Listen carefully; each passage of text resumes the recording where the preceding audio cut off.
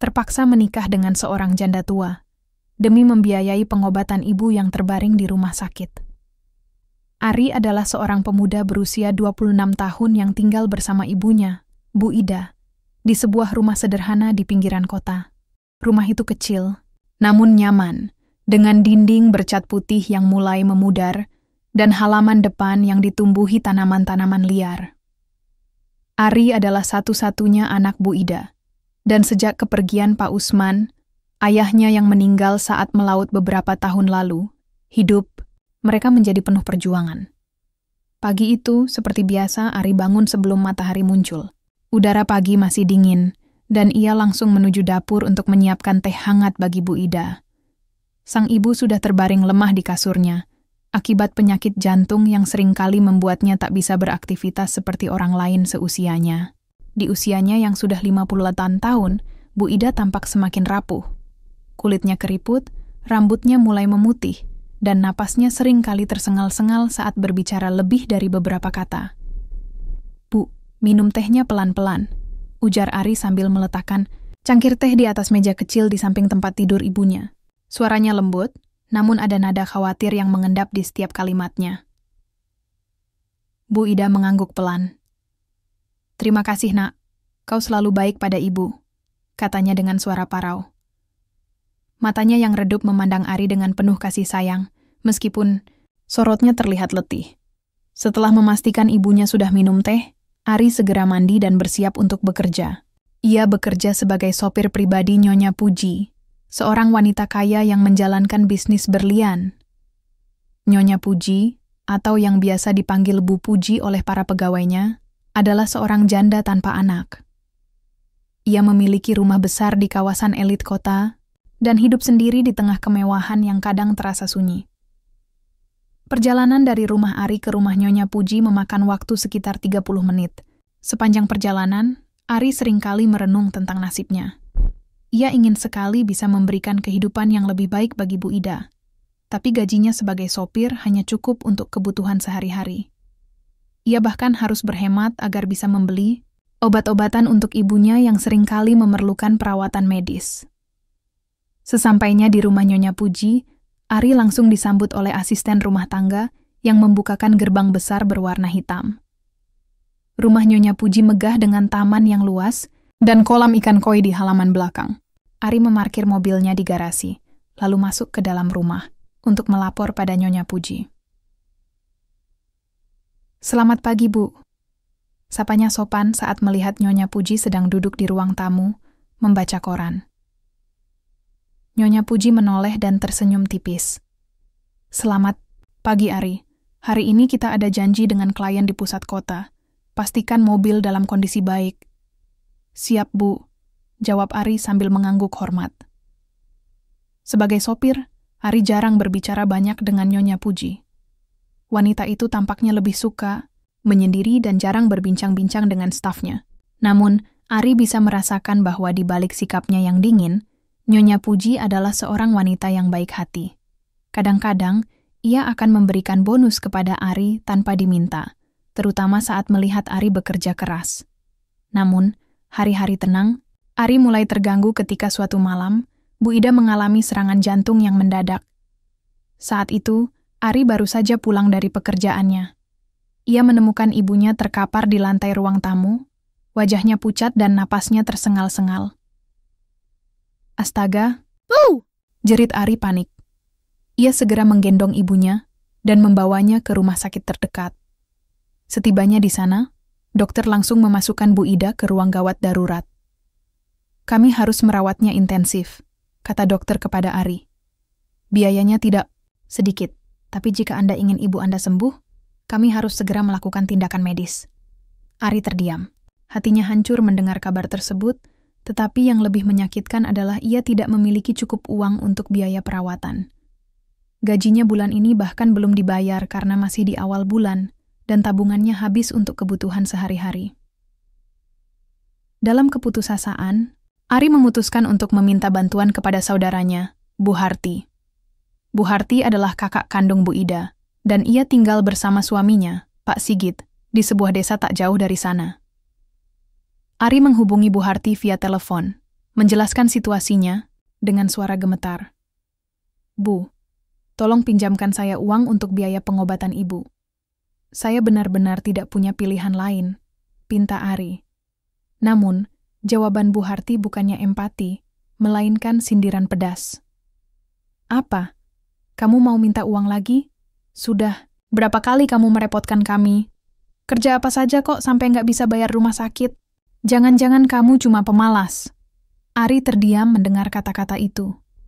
Hatinya terasa remuk, tetapi ia mencoba menahan air mata. Maaf, Bu. Saya hanya butuh bantuan kali ini. Saya pasti akan mengembalikannya nanti, katanya pelan. Jangan harap aku bakal kasih uang padamu. Cari cara lain. Bentak Bu Harti sebelum memutus panggilan. Ari menunduk dalam-dalam, merasa dunia seolah runtuh di pundaknya. Tidak ada siapa-siapa lagi yang bisa ia andalkan. Namun, saat pikirannya mulai memburuk, ia tiba-tiba teringat pada Nyonya Puji. Meski ragu-ragu, Ari memutuskan untuk menghubunginya. Bu, maaf mengganggu malam-malam begini, kata Ari saat Nyonya Puji mengangkat teleponnya. Saya butuh bantuan. Ibu saya sakit parah dan harus dirawat di rumah sakit. Tapi saya tidak punya cukup uang untuk biayanya. Nyonya Puji terdiam sejenak. Berapa biayanya? Tanyanya akhirnya. Dokter bilang sekitar 50 juta, Bu. Jawab Ari dengan suara bergetar. Nyonya Puji menghela napas. Baiklah, aku akan membantu. Tapi ada syaratnya.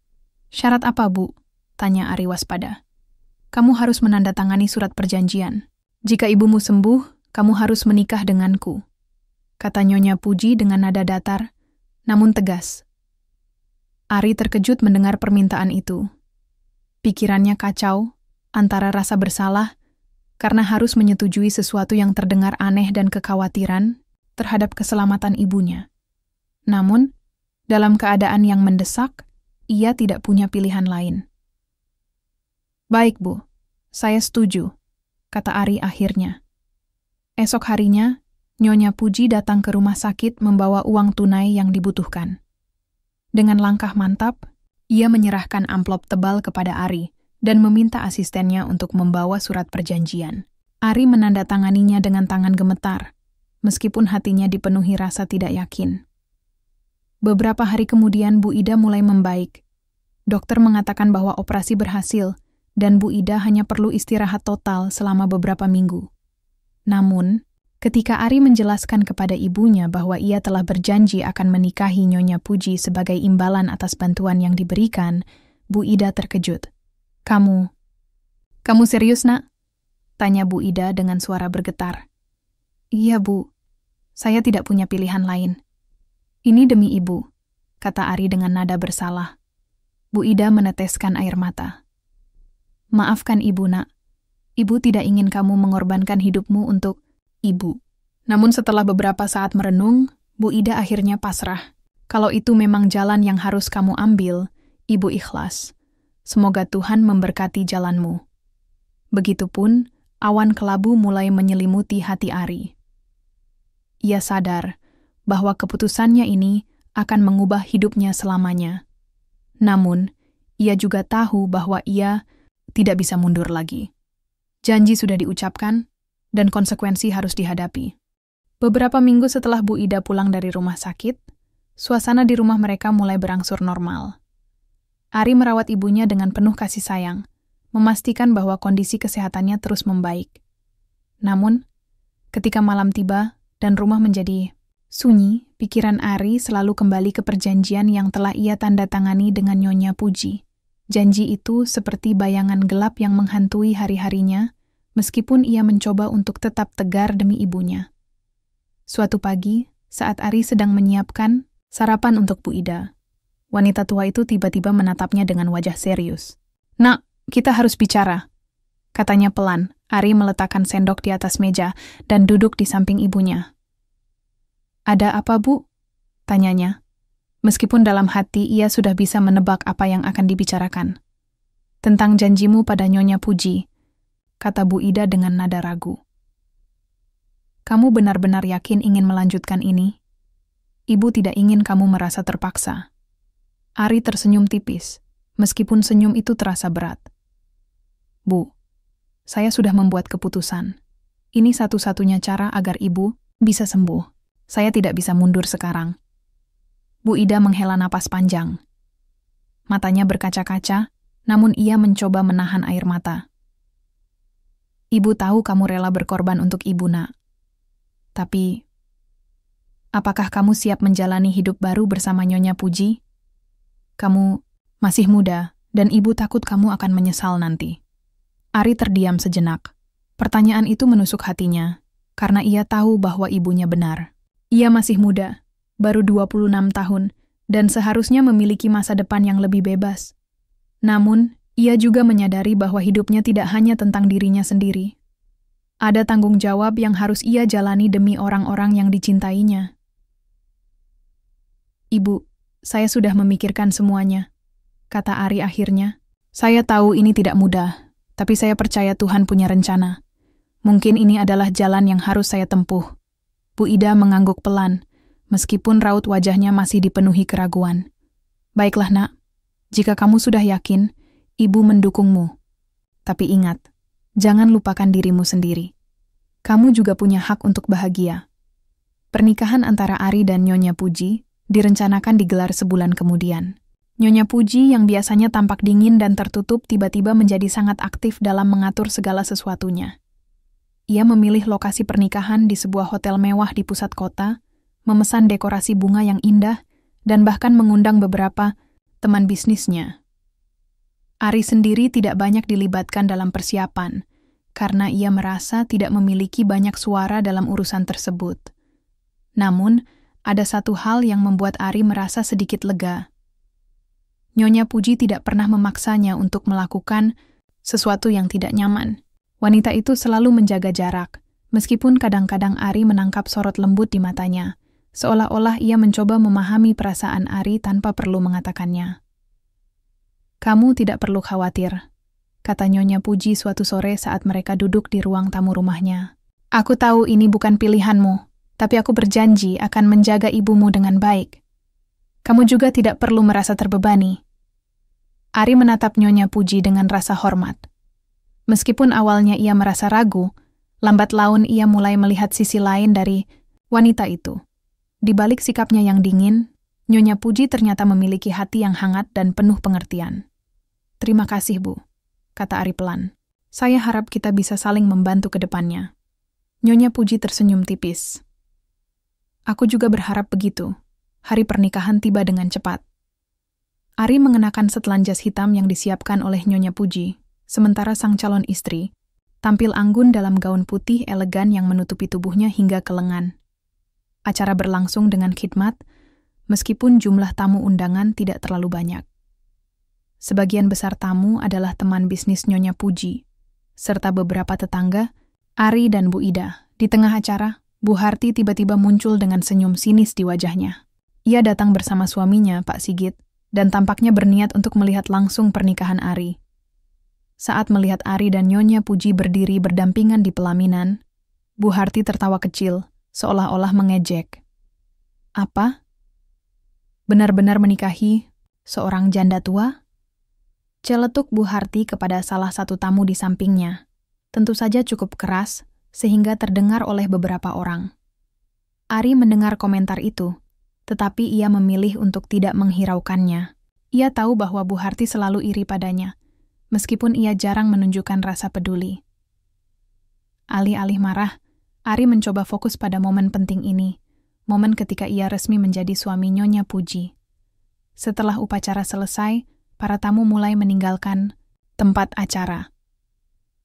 Bu Harti sempat mendekati Ari sebelum pergi, dengan wajah yang penuh sindiran. Selamat ya Ari, kini kamu punya istri tua yang kaya. Mudah-mudahan kamu nggak menyesal nanti. Ari menatap Bu Harti dengan tenang, meskipun hatinya terasa panas. Bu, saya hanya ingin ibu saya bahagia, itu saja, katanya dengan nada datar. Bu Harti tertawa kecil, lalu berbalik pergi tanpa berkomentar lagi. Ari menghela napas panjang, merasa lega karena acara tersebut akhirnya selesai. Ia melihat Nyonya Puji di kejauhan, yang tampak sedikit canggung di antara para tamu, Untuk pertama kalinya, Ari merasa ada kedekatan aneh antara mereka, meskipun hubungan ini dimulai dengan alasan yang tidak biasa. Malam itu, setelah semua tamu pulang, Ari dan Nyonya Puji duduk berdua di ruang tamu rumah mereka yang baru. Rumah megah milik Nyonya Puji kini menjadi rumah bagi Ari dan Bu Ida yang juga tinggal di sana. Suasana hening selama beberapa saat, hingga Nyonya Puji akhirnya berbicara. "Bagaimana perasaanmu?" tanyanya pelan. Ari tersenyum tipis. "Masih agak canggung, Bu. Tapi saya bersyukur ibu saya bisa sembuh. Itu yang paling penting." Nyonya Puji mengangguk pelan. "Aku juga bersyukur. Semoga kedepannya kita bisa saling memahami." Ari menatap Nyonya Puji dengan rasa hormat. Ia menyadari bahwa pernikahan ini mungkin bukan pilihan ideal, tetapi ia bertekad untuk menjalani hidup barunya dengan tanggung jawab. Ia tahu bahwa ada banyak tantangan yang harus dihadapi, tetapi ia juga percaya bahwa setiap langkah kecil menuju kebahagiaan layak untuk diperjuangkan.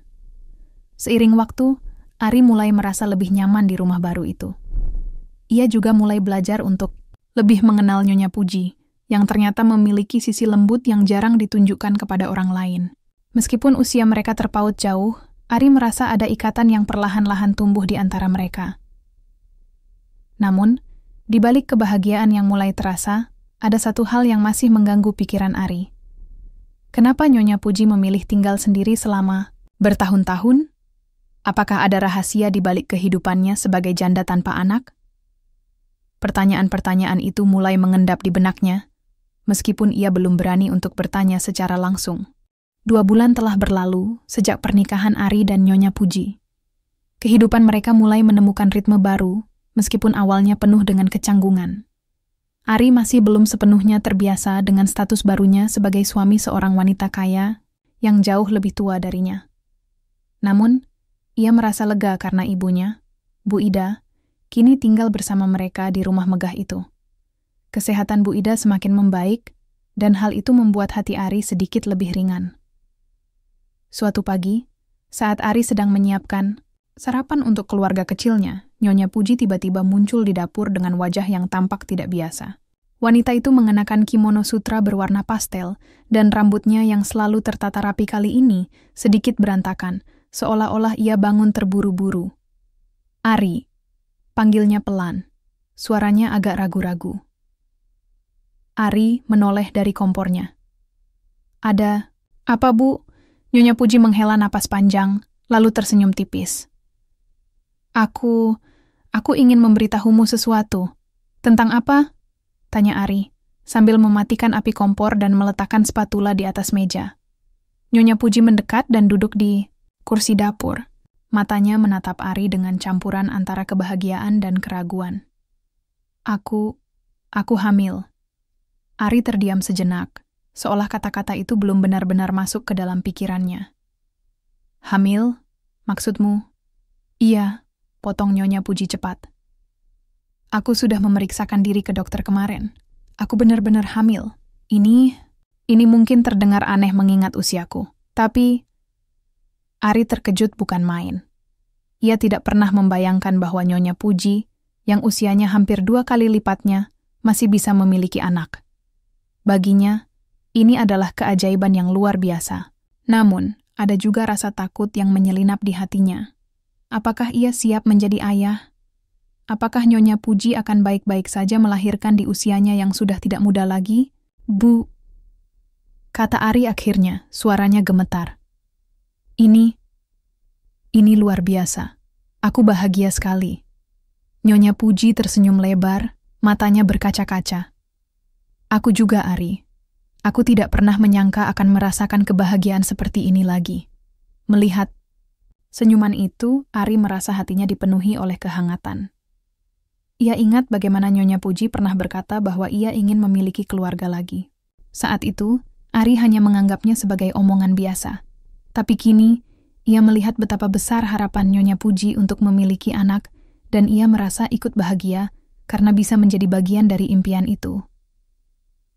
Beberapa minggu kemudian, kabar kehamilan Nyonya Puji mulai tersebar di kalangan tetangga dan teman-teman bisnisnya. Reaksi mereka bermacam-macam. Ada yang memberikan ucapan selamat dengan tulus, namun ada juga yang mencibir dan menganggap ini sebagai hal yang aneh. Bahkan Bu Harti, yang jarang datang ke rumah mereka, tiba-tiba muncul dengan alasan ingin melihat Bu Ida. "Selamat ya, Ari," kata Bu Harti dengan nada sinis saat bertemu di ruang tamu. "Katanya kamu bakal punya anak sama Nyonya Puji." "Wah, hebat sekali. Jadi suaminya janda tua bisa langsung dapat bonus anak, ya?" Ari menatap Bu Harti dengan dingin. Ia sudah terbiasa dengan sindiran-sindiran seperti itu, tetapi kali ini ia merasa lebih kuat. "Bu, saya tidak peduli apa yang ibu pikirkan. Yang penting bagi saya adalah ibu saya bahagia, dan istri saya juga bahagia." Bu Harti tertawa kecil. "Oh, jadi sekarang kamu benar-benar cinta sama dia? Atau cuma pura-pura demi uangnya?" Sebelum Ari sempat menjawab, Nyonya Puji muncul dari ruang tengah. Wajahnya tenang, namun sorot matanya menunjukkan ketegasan. "Bu Harti, jika Anda datang ke sini hanya untuk menghina, silakan pulang. Kami tidak butuh orang seperti Anda di rumah ini." Bu Harti terdiam sejenak, lalu tersenyum sinis. "Baiklah, aku pulang. Tapi ingat Ari, dunia ini kecil. Orang-orang pasti akan terus bicara tentang kalian." Setelah Bu Harti pergi, Ari merasa lega.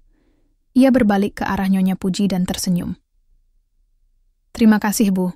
Saya tahu kadang-kadang orang seperti Bu Harti hanya ingin membuat kita marah." Nyonya Puji mengangguk pelan. "Jangan pedulikan mereka, Ari.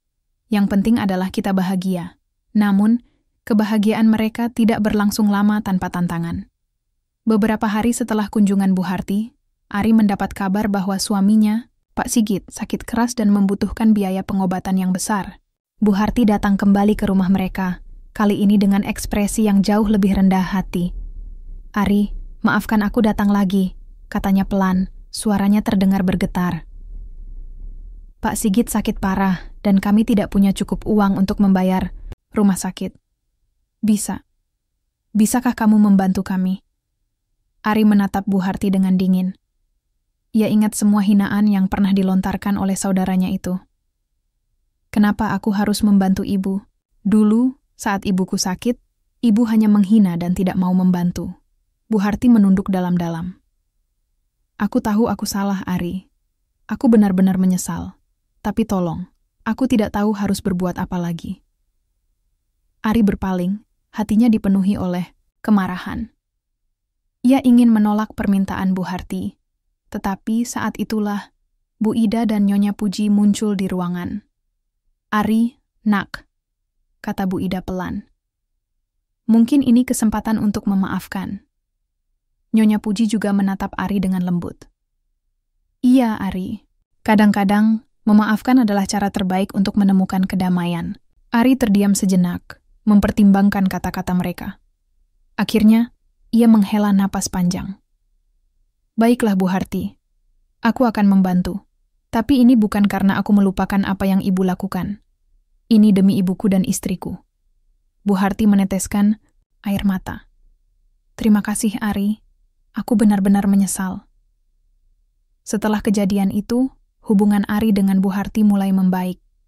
Meskipun masih ada rasa canggung di antara mereka, Ari merasa bahwa ia telah memilih langkah yang tepat. Ia juga semakin dekat dengan Nyonya Puji, yang kini semakin memperlihatkan sisi lembutnya sebagai calon ibu. Di tengah kebahagiaan yang mulai tumbuh, Ari juga mulai penasaran tentang masa lalu Nyonya Puji. Suatu malam, saat mereka duduk berdua, di ruang tamu, Ari memberanikan diri untuk bertanya. "Bu," katanya pelan, "boleh aku bertanya sesuatu?" Nyonya Puji menoleh, matanya penuh rasa ingin tahu. "Tentu, Ari. Apa yang ingin kamu tanyakan? Kenapa selama ini ibu tidak pernah menikah lagi atau memiliki anak?" Tanya Ari hati-hati. Nyonya Puji terdiam sejenak. Matanya tampak jauh, seolah-olah ia sedang mengingat-ingat masa lalu yang sulit. "Dulu, aku pernah memiliki anak-anak," katanya pelan. "Tapi mereka meninggal dalam sebuah kecelakaan tragis beberapa tahun lalu. Setelah itu, aku memutuskan untuk hidup sendiri." Ari terkejut mendengarnya. "Maafkan aku, Bu. Aku tidak tahu." Nyonya Puji tersenyum tipis. "Tidak apa-apa, Ari. Itu kenangan yang menyakitkan. Tapi aku bersyukur sekarang Tuhan memberiku kesempatan untuk memulai lagi. Ari menggenggam tangan Nyonya Puji dengan erat. Aku janji akan menjaga ibu dan bayi ini dengan sepenuh hati. Nyonya Puji tersenyum hangat. Aku percaya padamu, Ari. Hari-hari berikutnya setelah kejadian dengan Bu Harti membawa perubahan halus namun signifikan dalam kehidupan Ari. Setelah memutuskan untuk membantu saudaranya itu, ia merasa ada beban lama yang mulai terangkat dari pundaknya. Meskipun awalnya sulit untuk melupakan hinaan dan perlakuan buruk Bu Harti di masa lalu, Ari menyadari bahwa tindakan memaafkan bukan hanya demi Bu Harti, tetapi juga demi dirinya sendiri. Namun meski sudah menyetujui untuk memberikan bantuan, Ari masih merasa ragu. Ia duduk di ruang tamu rumahnya, menatap amplop tebal yang berisi uang tunai yang akan diberikan kepada Bu Harti. Nyonya Puji duduk di sampingnya, matanya penuh pengertian. "Apa kamu masih merasa tidak yakin?" tanyanya pelan. Ari menghela napas panjang. "Aku ingin memaafkan Bu Harti, tapi kadang-kadang aku merasa ini seperti melepaskan semua kesalahannya begitu saja. Apakah itu adil?" Nyonya Puji tersenyum tipis. "Memaafkan bukan berarti melupakan rasa sakitmu, Ari. Tapi memaafkan adalah cara kita untuk melanjutkan hidup, tanpa terus-menerus terjebak dalam dendam." Kata-kata itu membuat Ari terdiam.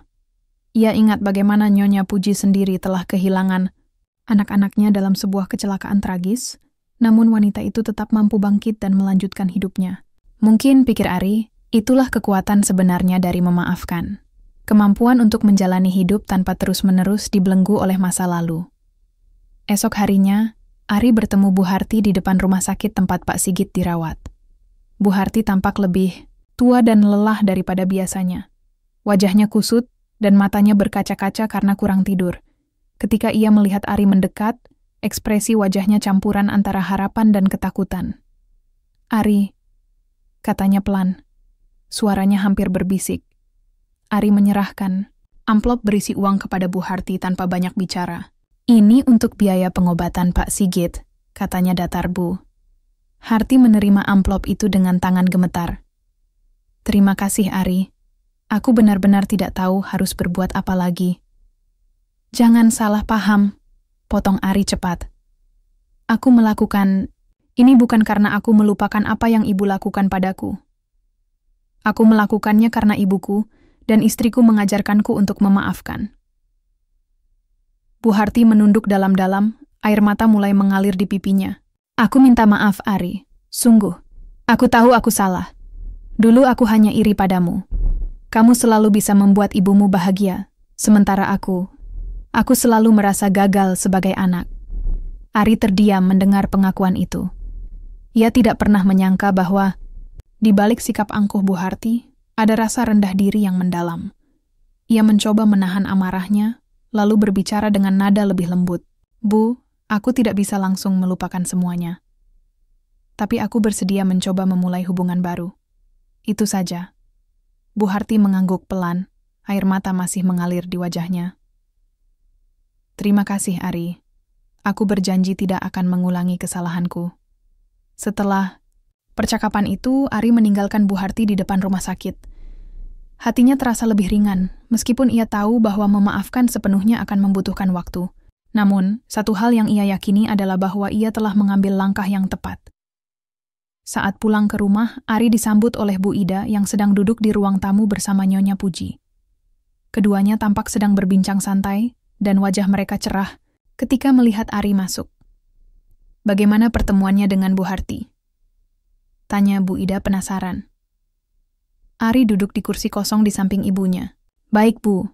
Aku sudah memberikan uangnya, dan dia meminta maaf." Bu Ida tersenyum hangat. "Ibu tahu kamu pasti akan membuat keputusan yang baik." Nyonya Puji juga tersenyum.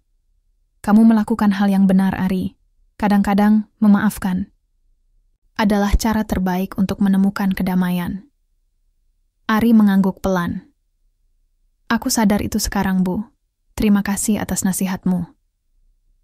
Beberapa hari kemudian, Ari mulai merasa lebih nyaman dengan kehidupan barunya. Hubungannya dengan Nyonya Puji semakin erat, dan ia mulai melihat wanita itu sebagai pasangan hidup yang sesungguhnya, bukan sekadar orang yang ia nikahi demi uang. Meskipun usia mereka terpaut jauh, ada ikatan emosional yang kuat di antara mereka, terutama setelah kabar kehamilan Nyonya Puji. Namun, ada satu hal yang masih mengganggu pikiran Ari. Cerita tentang kecelakaan tragis yang merenggut nyawa anak-anak Nyonya Puji. Ia sering memikirkan tentang apa yang sebenarnya terjadi pada keluarga Nyonya Puji di masa lalu. Suatu malam, saat mereka duduk berdua di beranda belakang rumah, Ari memberanikan diri untuk bertanya lebih lanjut. "Bu," kata Ari pelan, suaranya hati-hati. "Boleh aku bertanya sesuatu tentang kecelakaan itu? Kenapa sampai terjadi?" Nyonya Puji terdiam sejenak. Matanya menatap ke arah kolam ikan koi yang tenang di halaman belakang. Seolah-olah ia sedang mencari keberanian untuk mengungkapkan rahasia besar yang selama ini ia simpan sendiri. Itu bukan kecelakaan biasa, katanya akhirnya. Suaranya bergetar. "Ada orang-orang yang iri dengan kekayaanku. Mereka sengaja merencanakan tragedi itu agar aku kehilangan segalanya." Ari terkejut mendengarnya. "Maksud ibu, ini direncanakan?" Nyonya Puji mengangguk pelan. "Ya, saat itu aku baru saja memulai bisnis berlian. Beberapa pesaingku tidak senang dengan kesuksesanku. Mereka menyewa orang untuk mengatur kecelakaan itu." Ari merasa ngeri mendengar cerita itu. "Kenapa ibu tidak melaporkannya ke polisi?" Nyonya Puji tersenyum getir. "Aku mencoba, tapi mereka sangat licik. Semua bukti lenyap, dan aku tidak punya cukup alasan untuk menuduh siapapun. Akhirnya, aku memutuskan untuk mundur dari dunia bisnis dan hidup sendiri. Aku tidak ingin ada orang lain yang terluka karena aku." Ari merasa hatinya seperti ditusuk. Ia tidak pernah membayangkan bahwa wanita yang tampak kuat dan mandiri ini pernah mengalami penderitaan yang begitu besar. "Bu, aku turut berduka cita. Aku tidak tahu kalau ibu melewati semua itu sendirian." Nyonya Puji menatap Ari dengan mata berkaca-kaca. "Itu kenapa aku ingin memulai lagi sekarang, Ari. Bersamamu, aku tidak ingin terus-menerus hidup dalam bayang-bayang masa lalu." Ari menggenggam tangan Nyonya Puji dengan erat. "Aku janji akan selalu ada untukmu, Bu. Kita akan membangun keluarga baru bersama-sama." Setelah malam itu, ketika Nyonya Puji menceritakan kejadian tragis yang merenggut anak-anaknya, Ari merasa ada beban baru yang menekan hatinya. Ia tidak pernah membayangkan bahwa wanita yang tampak kuat dan mandiri ini ternyata menyimpan rasa sakit mendalam yang tersembunyi di balik senyumnya. Setiap kali melihat Nyonya Puji duduk diam di ruang tamu atau berdiri sendirian di halaman belakang, Ari bisa merasakan bayangan kelam masa lalu masih menghantui pikirannya. Namun, ada satu hal yang membuat Ari semakin bertekad untuk melindungi Nyonya Puji. Janjinya untuk membangun keluarga baru bersama-sama. Ia ingin memastikan bahwa wanita itu tidak akan lagi merasa kesepian atau terancam oleh masa lalu. Untuk pertama kalinya dalam hidupnya, Ari merasa memiliki tujuan yang lebih besar daripada sekadar bertahan hidup. Ia ingin menjadi pelindung bagi orang-orang yang ia cintai. Suatu pagi, saat Ari sedang menyiapkan sarapan untuk Bu Ida dan Nyonya Puji, ia mendapati sang istri terlihat gelisah. Wajah Nyonya Puji pucat, dan tangannya gemetar saat menuangkan teh ke dalam cangkir. "Bu, apa ada yang salah?" tanya Ari khawatir. Nyonya Puji tersentak sejenak, lalu tersenyum tipis. "Tidak apa-apa, Ari. Aku hanya bermimpi buruk semalam." Ari meletakkan spatula di atas meja dan mendekat. "Mimpi tentang apa?" Nyonya Puji menunduk, matanya berkaca-kaca. "Tentang mereka, anak-anakku. Aku sering bermimpi mereka memanggil-memanggilku, tapi aku tidak bisa mencapai mereka. Aku takut hal yang sama akan terjadi pada bayi kita." Ari merasakan hatinya seperti ditusuk. Ia duduk di samping Nyonya Puji dan menggenggam tangannya dengan erat. "Bu, jangan takut. Kita akan menjaga bayi ini bersama-sama. Tidak akan ada yang terjadi padanya. Aku janji." Nyonya Puji menatap Ari dengan mata penuh harap. "Kamu benar-benar yakin, Ari? Kamu mau melalui semua ini bersamaku?" "Tentu saja," jawab Ari dengan tegas. "Ibu adalah bagian dari hidupku sekarang. Aku tidak akan meninggalkanmu. Nyonya Puji tersenyum lembut, namun sorot matanya masih dipenuhi keraguan. Ia tampak seperti seorang wanita yang ingin percaya, tetapi masih dihantui oleh trauma masa lalu. Beberapa hari kemudian, Ari mulai menyelidiki lebih dalam tentang kecelakaan yang dialami Nyonya Puji. Ia tahu bahwa ini adalah langkah berbahaya, karena Nyonya Puji sendiri telah memutuskan untuk tidak melibatkan polisi setelah kejadian itu. Namun Ari tidak bisa begitu saja membiarkan orang-orang yang telah merusak hidup Nyonya Puji bebas tanpa hukuman. Ia ingin menemukan kebenaran demi keadilan bagi istrinya. Dengan bantuan beberapa teman lamanya yang bekerja sebagai jurnalis investigasi, Ari mulai mengumpulkan informasi tentang bisnis berlian Nyonya Puji dan para pesaingnya. Proses ini tidak mudah, karena banyak dokumen yang telah hilang atau dimanipulasi. Namun setelah beberapa minggu mencari, Ari menemukan sesuatu yang mengejutkan. Sebuah nama muncul berulang kali dalam catatan-catatan lama. Budi Santoso. Pria itu adalah salah satu pesaing utama Nyonya Puji di dunia bisnis berlian, dan ada indikasi kuat bahwa ia terlibat dalam insiden kecelakaan yang merenggut nyawa anak-anak Nyonya Puji. Lebih mengejutkan lagi, Budi Santoso ternyata masih aktif di dunia bisnis hingga saat ini, meskipun reputasinya agak meredup. Ari merasa ngeri sekaligus marah saat mengetahui bahwa pria itu masih berkeliaran bebas. Ia memutuskan untuk menghadapi Budi Santoso secara langsung, meskipun ia tahu ini adalah langkah berisiko. Pertemuan itu diatur di sebuah kafe kecil di pinggiran kota. Ari datang sendirian, berusaha menahan amarahnya agar tetap tenang. Budi Santoso sudah menunggunya di salah satu meja. Wajahnya tampak santai, meskipun ada kilatan curiga di matanya. "Apa maumu?" tanya Budi Santoso langsung saat Ari duduk di hadapannya. Ari menatap pria itu dengan dingin. "Aku tahu apa yang kamu lakukan bertahun-tahun lalu. Kamu merencanakan kecelakaan yang merenggut nyawa anak-anak Nyonya Puji." Budi Santoso tertawa, kecil, seolah-olah kata-kata Ari tidak lebih dari lelucon. "Apa buktinya? Semua sudah lenyap, Nak. Tidak ada yang bisa menuduhku." "Itu sebabnya aku di sini," kata Ari tajam. "Aku tidak butuh bukti untuk mempermalukanmu. Aku hanya ingin kamu tahu bahwa aku tahu kebenarannya. Dan jika kamu berani menyentuh keluargaku lagi, aku tidak akan segan-segan membongkar semua rahasia kotormu." Budi Santoso terdiam sejenak, ekspresinya berubah menjadi lebih serius. "Kamu pikir kamu bisa melawan aku, ya? Siapa kamu dibanding aku? Aku mungkin tidak punya kekayaan sebanyak kamu," jawab Ari dengan nada mantap. "Tapi aku punya keberanian untuk melindungi orang-orang yang aku cintai. Kamu tidak akan menyentuh mereka lagi." Budi Santoso menatap Ari dengan tatapan dingin, lalu bangkit dari kursinya. "Baiklah, Nak. Kita lihat sampai kapan kamu bisa bertahan." Setelah pertemuan itu, Ari merasa lega sekaligus waspada. Ia tahu bahwa Budi Santoso tidak akan begitu saja menyerah, tetapi setidaknya pria itu sekarang tahu bahwa ada seseorang yang siap melawan balik jika ia mencoba melakukan sesuatu yang jahat. Saat pulang ke rumah, Ari langsung menemui Nyonya Puji di ruang tamu. Wanita itu sedang duduk di sofa. Wajahnya tampak cemas saat melihat Ari masuk. "Apa yang terjadi, Ari?" tanyanya pelan. Ari duduk di sampingnya dan menggenggam tangannya dengan erat. "Aku menemukan sesuatu tentang kecelakaan itu, Bu. Ada seseorang yang harus bertanggung jawab, dan aku sudah menghadapinya." Nyonya Puji terkejut. "Siapa?" "Namanya Budi Santoso," jawab Ari. "Dia salah satu pesaing ibu dulu.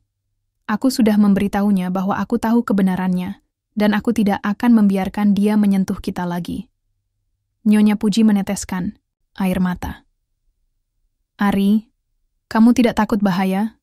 "Tentu saja aku takut," jawab Ari jujur. "Tapi aku lebih takut kehilanganmu dan bayi kita.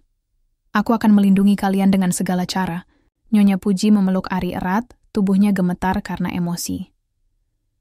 "Terima kasih, Ari. Terima kasih sudah berdiri di sisiku." Ari membalas pelukan itu, merasakan kehangatan yang belum pernah ia rasakan sebelumnya. Ia sadar bahwa ini adalah awal dari perjuangan baru, tetapi ia siap untuk menghadapinya selama ia memiliki Nyonya Puji dan keluarga kecilnya di sisinya. Hari-hari berikutnya setelah pertemuan dengan Budi Santoso membawa perubahan besar dalam hidup Ari. Meskipun ia tahu bahwa pria itu tidak akan begitu saja menyerah, Ari merasa ada kelegaan yang mendalam karena ia telah mengambil langkah pertama untuk melindungi keluarganya. Namun, ketegangan tetap menghantui pikirannya. Ia sering terbangun di tengah malam, memikirkan kemungkinan-kemungkinan buruk yang mungkin terjadi jika Budi Santoso benar-benar berniat balas dendam. Nyonya Puji juga tampak lebih waspada dari biasanya. Wanita itu jarang meninggalkan rumah tanpa pengawasan, dan hubungannya dengan Ari semakin erat. Setiap kali mereka duduk bersama di ruang tamu atau di halaman belakang, Nyonya Puji selalu meminta Ari untuk menceritakan kisah-kisah kecil tentang masa mudanya, seolah-olah ia ingin melupakan bayangan kelam masa lalunya dengan menciptakan kenangan baru bersama suaminya.